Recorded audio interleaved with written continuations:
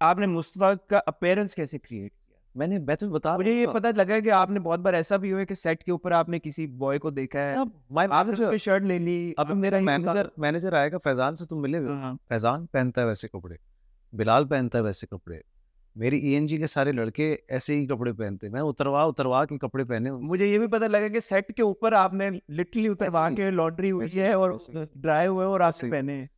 एक जूता था जो मैंने थ्रू आउट पूरे ड्रामे में पहना है, वो एंड में तो कमबख्त फट भी गया था। फिर कमाल ये था कि आनिया मेरे कपड़े अलग पहन रही थी, तो एक नहीं दो लोग कपड़े पहन रहे थे वही। तो वो एक अलग मामला था कि भाई शर्ट मिल जाएगी आज कि नहीं मिलेगी। सो आई थिंक हमने बहुत रियलिस्टिक कैरेक्टर बनाने की कोशिश। ये आइडिया किसका था कि हानिया और आप स्विच भी करेंगे कपड़े? यार देखो, इंटीमेसी की हाइट क्या होती है, हम बड़े रिस्ट्रिक्टेड है टेलीविजन को लेके। जैसे बहुत सारे सीन्स थे जो हमने सिनेमा में फिर हमने देखा, वेरी क्यूट, वेरी इनोसेंट। कोई आपको उसमें ऐसा क्रिंज मोमेंट नहीं था या कोई आपको बुरा नहीं लगेगा, because my romance is very clean romance. या मेरी आंख ही बड़ी साफ है। या बिकॉज ऐसा होता है, आई टेल यू। तो हमने कहा यार कि ये कैसे होगा, कि what is the height of romance if you're in love with somebody, what would you do? You should You become them? yes, how would you do it? आप समझ रहे हैं, गाना तो है नहीं हमारे पास दिखाने के लिए, हम नाच भी नहीं सकते, हम और भी कुछ नहीं कर सकते। I think the max we can do is holding hands and that's about it. तो हमने तो वहां पे भी वो ऐसे वो बाथरूम से निकलती है और मैं ये कहता हूँ, नानी मुझे ये आप क्या कर रहे हैं, come on let's just play with it. But the good thing is, मुझे अच्छी बात क्या लगी कि ऑडियंस पकड़ती है। अगर आप उनको वो चीजें दिखाएं जो कि उनके साथ होती हैं, जो कि नॉर्मल है, उसी में तो रोमांस है। Romance is not about just fix बाल करके हेलीकॉप्टर से उतर के, और I never wanted to do that.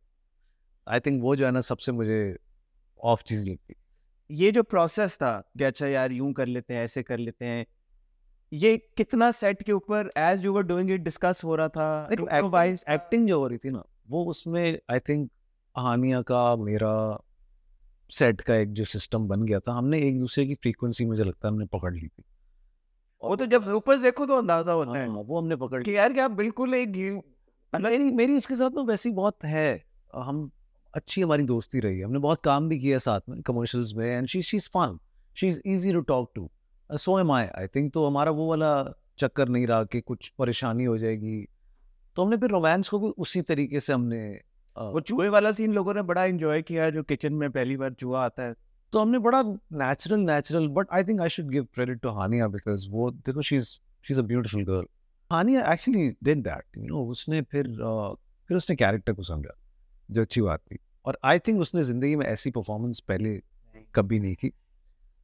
अब उसके लिए भी है आगे क्या करती। आपने अपना ये आर्क ऑब्वियसली सोचा ही था ना कि ये पहले अगर मुस्तफा ऐसा है तो इसकी बॉडी लैंग्वेज ऐसी है, इसकी अब इसका अपीयरेंस ऐसा है, इसके बाल ऐसे हैं, इसकी शर्ट ऐसी है, इसके जूते ऐसे हैं। सब थ्रू द कोर्स फिर हमने देखा कि अच्छा बाल भी मुख्तलिफ हो गए हैं, कपड़े भी चेंज हो गए। अब ये इजी होता है फिल्म में करना। No, because you're a film actor, you had all of these things in your mind, the character arc and the sketch that you created. So tell me about that, because ये कोई नहीं करता। But that taught me one thing.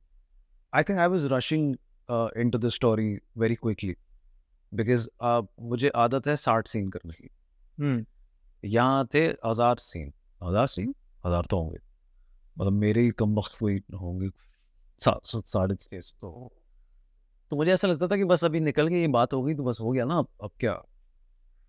तो वो मुझे बदर ने चीज वापस दी मुझे, जो मुझे पता थी किसी जमाने में।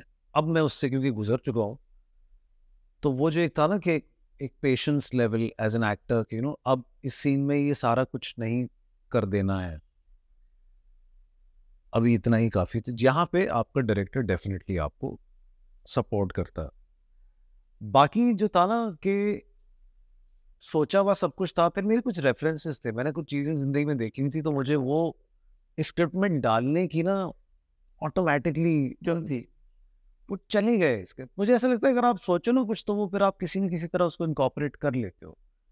For instance I love this actor who played Saul in Better Call Saul. हाँ हाँ हाँ। If you see Better Call Saul, to me that's कभी मैं कभी तो। अच्छा, the dynamics between the brothers, the elder brother Yeah. और जो छोटा भाई है, तो दैट वाज देयर। बहुत सारे जो थी, अगर आप उसको वो कैरेक्टर देखें, इट्स अभी मुझे ना सोच रहा हूँ मैं कि सच अ ब्रिलियंट एक्टर। तो वो मुझे मिला इसके अंदर करने के लिए, वो मैंने किया, वो नोटिस भी हुआ। वो वहां करता था मैं जहाँ पे मेरे डायलॉग नहीं होते। जैसे कुछ सीन्स नोट हुए जिसमें वो माँ बेटा बात कर रहे हैं, कोई मोमेंट नहीं है वो, बस वो एक नज़र है जो आप आप देख लेते हो, माँ को तरसी नज़र से आप देख लेते हो। तो वो सॉल्व करना बड़ा वो एक था, उसका एक डिप्राइव्ड था, डिप्राइव्ड ऑफ लव आप कह लें, अटेंशन आप कह लें, उसका अपना ही भाई उसको जलील कर रहा होता है बार बार। तो वो परफॉर्मेंस मेरे जहन में थी। फिर एक्टिंग की जहाँ तक बात थी, तो पहले की जो एक्टिंग थी ना, वो बड़ी वो वाली एक्टिंग होती थी, ज़्यादा इमोशन, ज़्यादा ओटीटी कह लो आप थोड़ा सा उसको। ये जो नई तरह की एक्टिंग है ना, ये ज़रा इंटरेस्टिंग है। इफ़ यू सीन कार्नेज और फिल्म्स लाइक दैट, आपको सारे केट विंसलेट और जोडी फॉस्टर टाइप एक्टर्स ना बड़ी आज की एक्टिंग करते हुए नजर आएंगे आप।